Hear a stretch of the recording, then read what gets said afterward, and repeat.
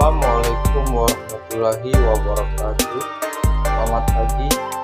Perkenalkan, nama saya Rio Pratama dari kelas 3A program studi Sarjana Terapan Keperawatan Poltekkes Kemenkes Bengkulu. Baiklah, di sini saya akan membuat video mata kuliah keperawatan gerontik yang berjudul Tren dan Isu Keperawatan Gerontik. Terima kasih. Perawatan gerontik adalah berasal dari dua kata. Yang pertama, gerontologi dan yang kedua, geriatrik. Gerontologi adalah cabang ilmu yang membahas atau menangani proses penuaan dan masalah yang timbul yang terjadi pada orang yang sudah lanjut usia. Sedangkan geriatrik adalah berkaitan dengan penyakit atau kecacatan yang terjadi pada orang yang sudah lanjut usia. Jadi, keperawatan gerontik merupakan suatu pelayanan profesional berdasarkan ilmu atau teknik keperawatan yang berbentuk bio, fisiko, sosial dan spiritual dan kultural yang ditunjukkan pada klien usia lanjut baik sehat maupun sakit secara pada tingkat individu, keluarga maupun kelompok masyarakat. Apa sih permasalahan pada lansia? Permasalahan pada lansia terbagi atas dua bagian. Yang pertama, permasalahan umum, dan yang kedua, permasalahan khusus. Permasalahan umum, makin besar jumlah lansia yang berada di bawah garis kemiskinan. Yang kedua, lahirnya kelompok masyarakat industri. Yang ketiga, makin melemahnya nilai kekerabatan. Yang keempat, rendahnya kualitas dan kuantitas tenaga profesional usia lanjut usia. Selanjutnya, permasalahan khusus. Yang pertama, berkurangnya integrasi sosial usia. Yang kedua, rendahnya produktivitas kerja lansia. Yang ketiga, banyaknya lansia yang mungkin dan terlantar. Yang keempat, berlangsungnya proses menua sehingga menimbulkan masalah fisik dan mental maupun emosional.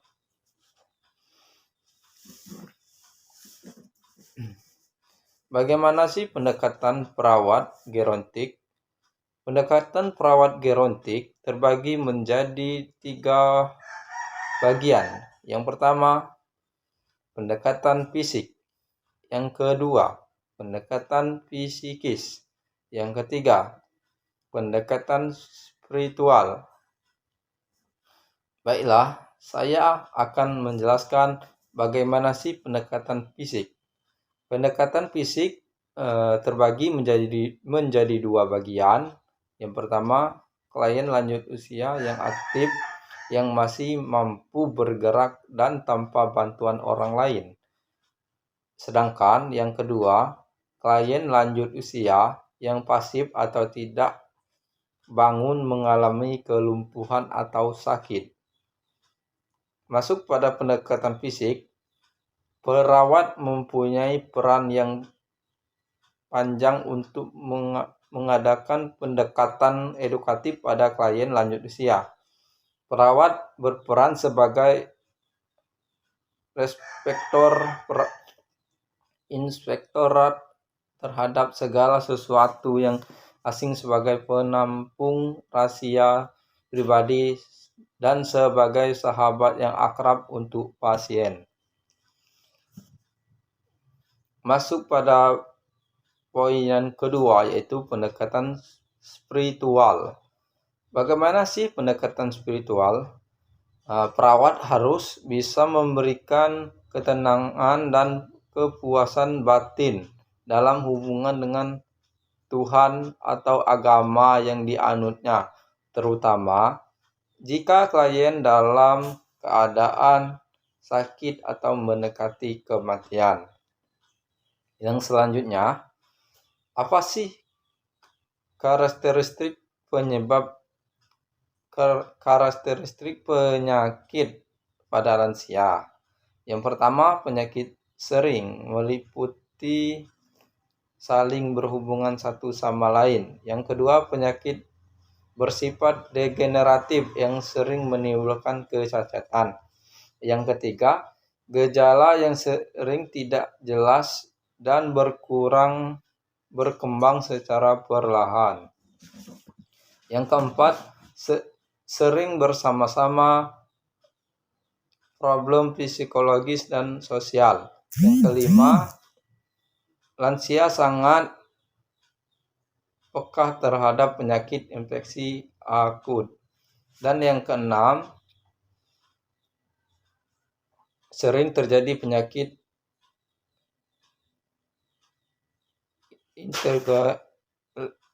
latergenik.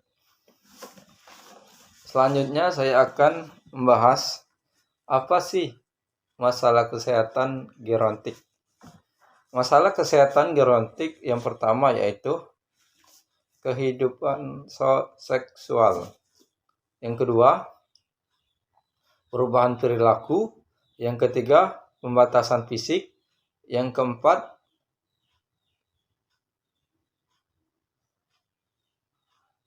paliatifika. Yang kelima, penggunaan obat. Apa saja sih prinsip pelayanan pada lansia? Prinsip pelayanan pada lansia terbagi menjadi beberapa bagian. Yang pertama, pertahankan kelayanan dan istirahat aktivitas dan mobilitas. Yang kedua, pertahankan kecukupan gizi. Yang ketiga, pertahankan fungsi pernapasan. Yang keempat, pertahankan aliran darah. Yang kelima, pertahankan kulit. Yang keenam, pertahankan fungsi pernapasan. Yang ketujuh, pertahankan fungsi saluran perkemihan. Yang kedelapan, pertahankan komunikasi.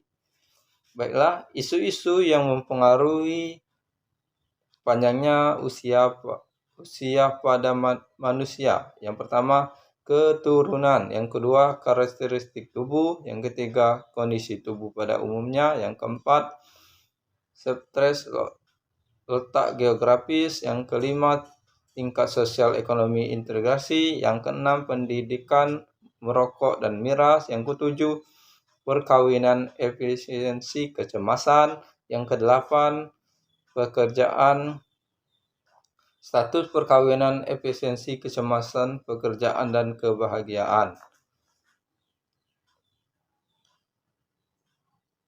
Baiklah, saya akan menyampaikan penyampaian perilaku baik pada lansia yang menyampaikan pesan bahagia, yaitu bahagia. B. Berat badan berlebih, dihindari. A.